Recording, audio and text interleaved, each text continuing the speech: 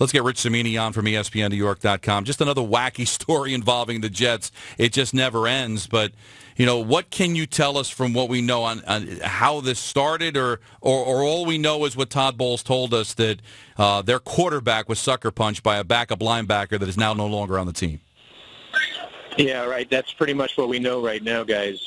They were starting practice. I've been at practice the last couple of hours, and so we'll talk to the players afterwards in about 20 minutes and try to piece together what happened. I heard from talking to some people outside the building that, there was a brief exchange between Geno and IK and Impali, and maybe something about yesterday's practice. Geno threw a couple of picks. I think maybe Impali said something, and Geno said something back to him, and then he cold-cocked him. And just in the blink of an eye, it changes the entire season.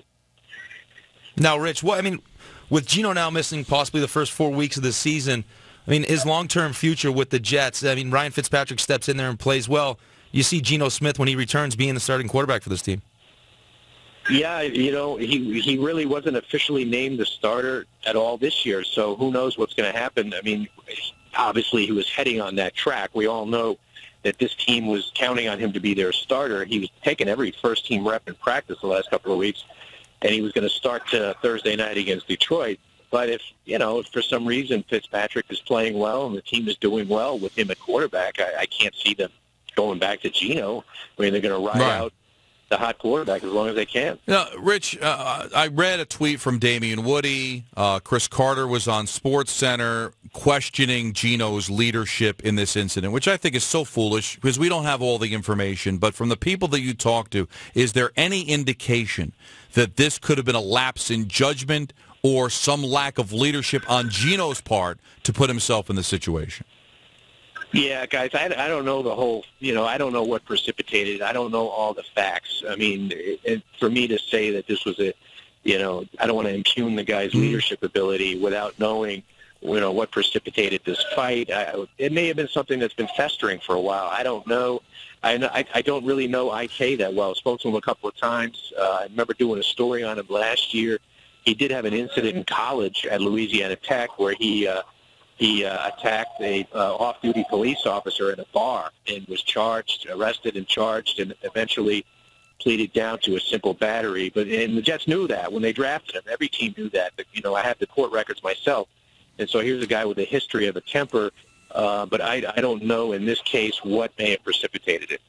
Yeah, anyone that needs pepper spray and a taser to be brought down wouldn't be the guy that I try to pick a fight with. So just to add insult to injury, I saw that you tweeted that Calvin Pryor left practice today. Yes, I just noticed that a little time ago. He was trying to break up a pass in the end zone, got his hand on it, and maybe jammed a hand or jammed a finger. He kind of clutched his hand and was running off the field, didn't break stride right to the sideline. Had it looked at. He's still out here on the practice field, but he took off his jersey, and he's done for the day. Hopefully Todd Bowles will provide an update after practice. Rich, thank you so much for this. It's a soap opera that you cover. It really is, and I'm sure you're anxious to find out what will happen tomorrow. Yeah, well, tomorrow is an off day, and they'll be traveling to Detroit, but been covering this team for 26 years, guys. Today certainly ranks up there with one of the more stunning developments. Just can't recall anything like this happening especially to a player of that prominence, the starting quarterback. It's just mind-boggling. And Rich, they have to gather to get on the plane, so you never know. Just keep your phone open. Anything can happen, but anything that breaks, obviously, who to call. And thanks for the information, man.